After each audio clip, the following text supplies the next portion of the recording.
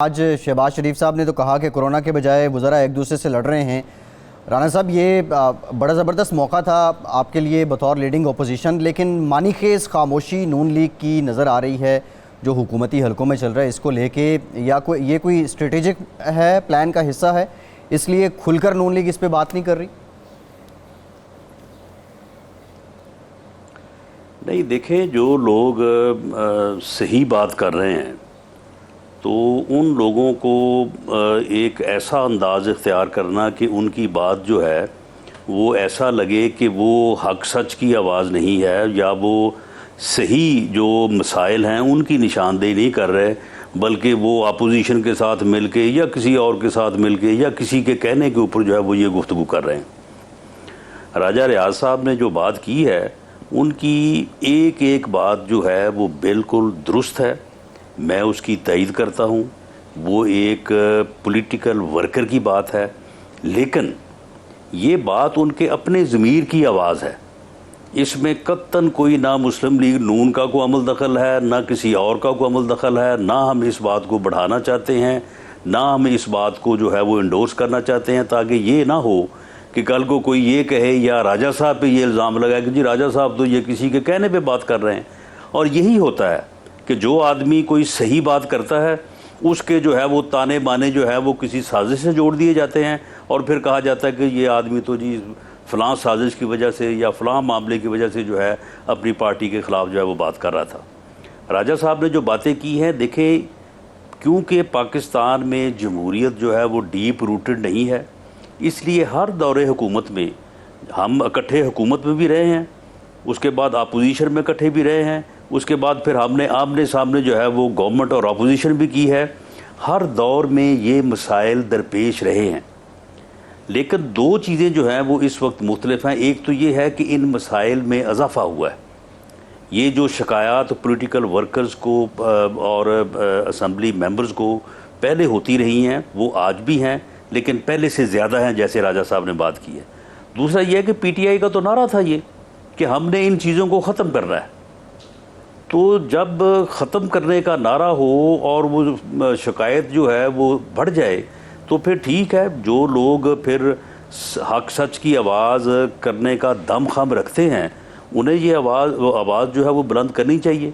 अलबत्ता मैं राजा साहब की इस बात से इत्तफाक नहीं करता। ठीक है, वोट उन्हें जो है, जो आइन उनको पाबंद करता है कि वो फाइनेंशियल बिल और पीएम के इलेक्शन में वो पाबंद हैं अपनी पार्लिमानी पार्टी के फैसले के मुताबिक वोट देने के, बिल्कुल उन्हें उसकी पाबंदी करनी चाहिए, लेकिन इस्तीफ़ा देना जो है वो कोई ऑप्शन नहीं है। इस तरह से तो फिर जो बहुत आदमी सही बात करेगा वो इस हाउस से बाहर जाता जाएगा, और इस तरह से ये आवाज़ें जो हैं ये कमज़ोर होंगी।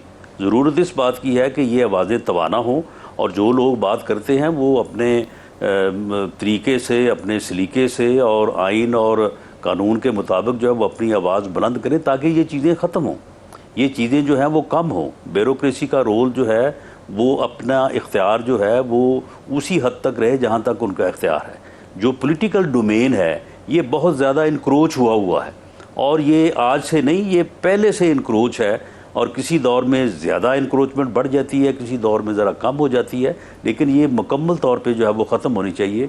और अवामी नुमाइंदों राणा साहब ये बताएं कि ये जो इन्होंने बात की है कि गैर सियासी लोगों ने, जिनको उन्होंने ये माना है कि एजेंसियों के लोग हैं, ये इनका क्या काम है कि ये इलेक्टेड एमएनए से और अहदेदारों से पूछगिछ करें या पूछें कि आपकी क्या शिकायत है? ये तो इस हुकूमत की खासी कमज़ोरी लगती है मुझे। और दूसरा ये कि जो फवाद चौधरी साहब ने जो बातें की हैं, और जो बातें ज़बान ज़्यादा ख़ास आम थी, वो बीच चुराए के भांडा फोड़ दिए। किसको मालूम नहीं था कि जहांगीर तरीन और असद उमर के क्या अख्तलाफात हैं, और शाह महमूद कुरैशी का क्या मामला है।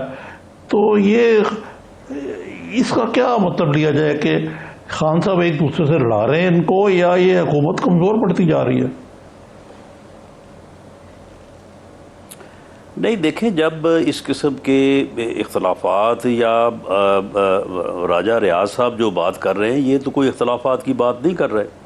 ये तो अपने साथ जो एक MNA के साथ रवैया है, ज्यादतियां हो रही हैं, ये उसकी बात कर रहे हैं। और ये यानी इन शिकायत का तो अजाला होना चाहिए, इसके ऊपर जो है वो कोई दूसरी राय नहीं होनी चाहिए।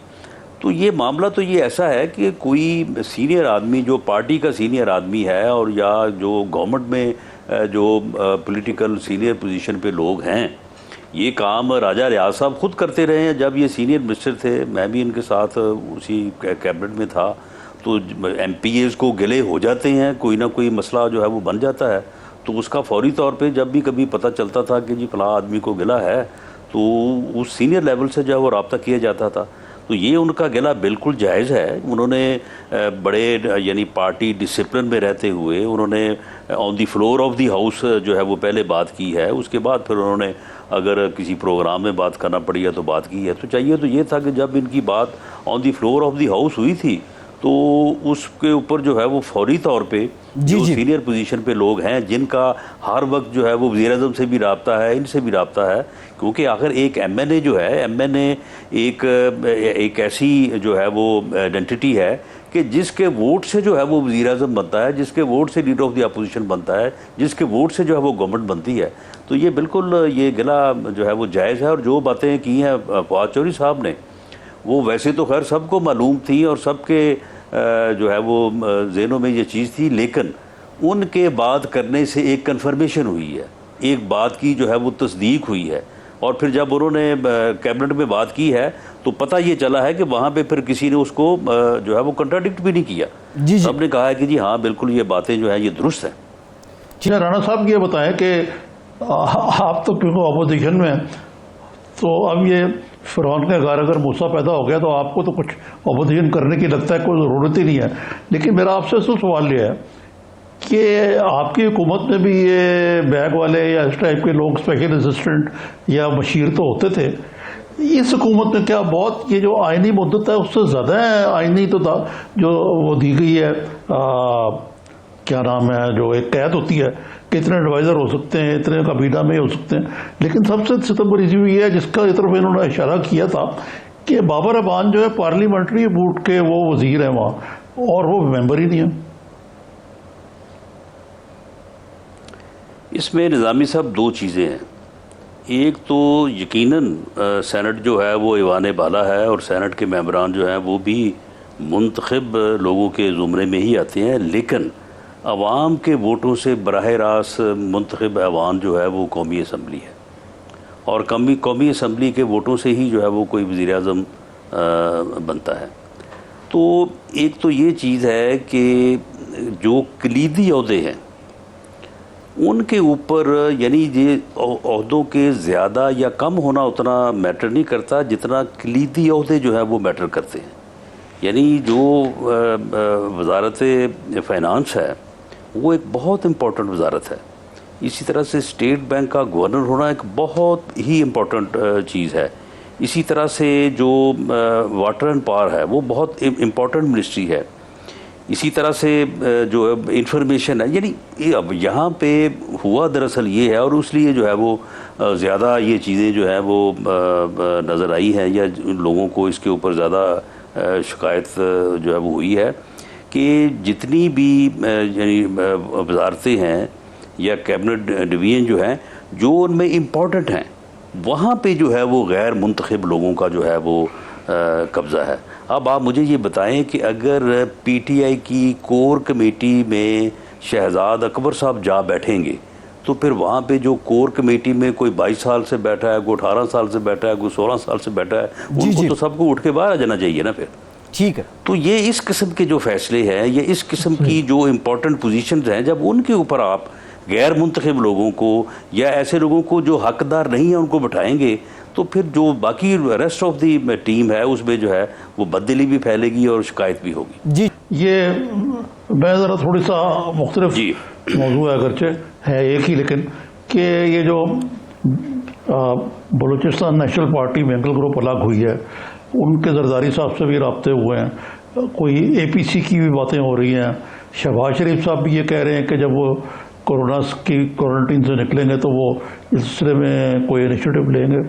तो कोई ऑपोजिशन की कोई जॉइंट मूव जो है इसका कोई इम्कान है? और इस संबंध से मैं बेंगल साहब का और शहबाज शरीफ साहब के भी राब्ते हो रहे हैं।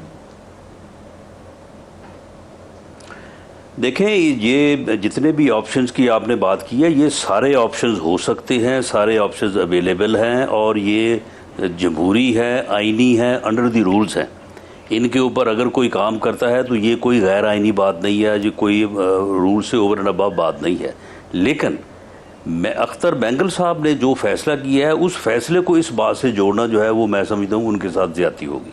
अगर ये कहा जाए कि अख्तर बेंगल साहब ने जो फैसला है वो शायद इस वजह से लिया है कि उन्हें अपोजिशन ने कोई आगे रास्ता दिखाया तो उस रास्ते पे चलने के लिए उन्होंने जो है ये फैसला किया है, या राजा रियाज साहब ने ये बात की है, ये नामुनासिब बात है। अख्तर बेंगल साहब ने जो इनके साथ 6 नकाती जो है वो मुआहदा किया था, उस मुआहदे के ऊपर शुरू दिन से उनको ये शिकायत है कि उसके ऊपर जो है अमल नहीं हो रहा।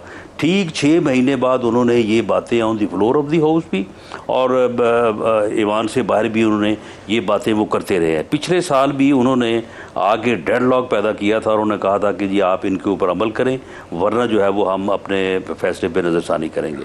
उस वक्त भी कुछ लोगों ने मिलकर और ख़ास तौर पे जहांगीर तरीन साहब जो है वो इस मामले में पेश थे। अब देखें, जहांगीर तरीन साहब का जो है वो हम उन्हें अच्छा कहें या बुरा कहें, लेकिन अगर पीटीआई के नुक्ता नज़र से या इमरान खान साहब की सियासत के नुक्ता नज़र से अगर उनको देखा जाए तो उनका बड़ा मकाम है। उनका पीटीआई के हवाले से एक आदमी ने अपनी सियासत जो है वो कुर्बान कर दी, सेक्रीफाइस कर दी, तो उनका एक बड़ा मकाम है। और जहांगीर तरीन जैसे